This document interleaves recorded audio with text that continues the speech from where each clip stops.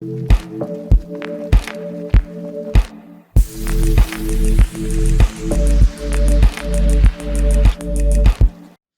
up YouTube, your boy the Flying Spanner here. Today we have a unboxing and review of the Aer Lingus A321neo by GEMINIJETS.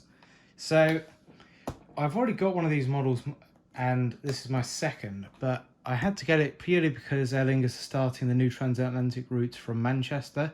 So I thought my airport's based around Manchester, might as well do the same thing. And I really like the new Aer Lingus livery.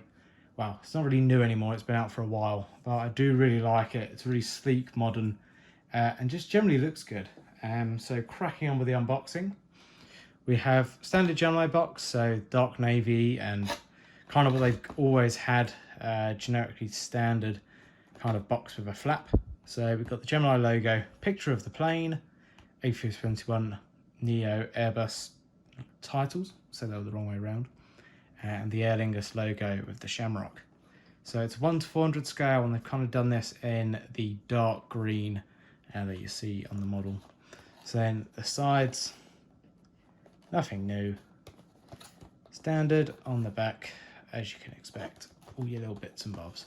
So I'll open the flap, show you a bit of angling. So if you want to read all the specifications and stuff they do, feel free to pause the video now and have a little read. If not, let's crack onto the model. So I just did the UPS one. For some reason I paused it then to get it out the cradle, which I don't really think takes that much time, so I'm not going to worry about it. So this one, Gemini so far has been so good regarding their quality control issues they were having over the past couple of years. So if I crack on, lower this baby. So let me try it. Can I zoom in? Oh, I can only go to 3 times. So moving the model closer. Can't really get any lower. So we have the gorgeous A321neo. I do really like the look of this aircraft. It is very... The Neo engines definitely kind of suit the 321. I always thought these CFMs, the 56s anyway, were just a bit too small in a size comparison. There we go, we've got my latest custom here. So they just look a bit too small, but I think on the Neo, the engines, on the 320 Neo, the engines just look a bit too big. But these, it suits the 321 very well. So starting off at the front, so we've got the L1 door, and the cockpit windows and all the static ports and pitot ports, and they're all very nicely detailed. They haven't gone too far and gone overly detailed, but I think they've gone just enough with the detail to make it all right. We've got the lovely new modern Aer Lingus titles with the shamrock behind. Then moving on to the wing, we've got the Mahusive. I believe these have the CFM. Let me just have a... Yeah, so Aer Lingus operate the CFM LEAP. There is the other Pratt Whitney 1100G, I think they're called, which are operated by other airlines. These have the Pratts.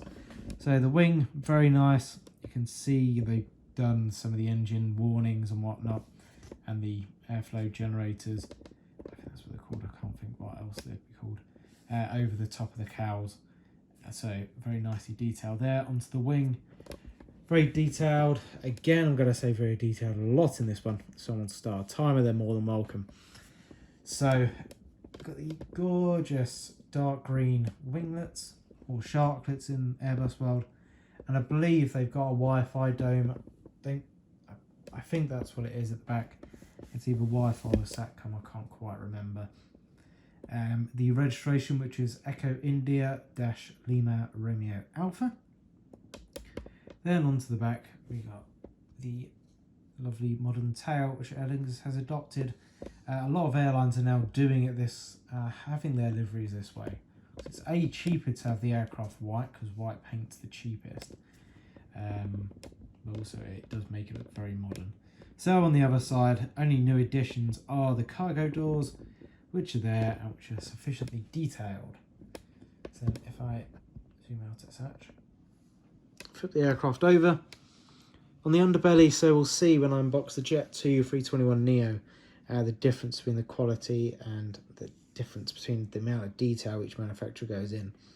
So the underbelly of the Gemini, relatively plain. They've got the pack ram inlet doors, which are at the front of the underbelly. Then you go back and you've got the pack outlets, which are there. Then they haven't actually labelled in the gear doors. They have put the little humps, which are there to support the wheel, I believe. I'm not too sure. I can never quite remember what they are. And also the rat is modelled there by that little red square.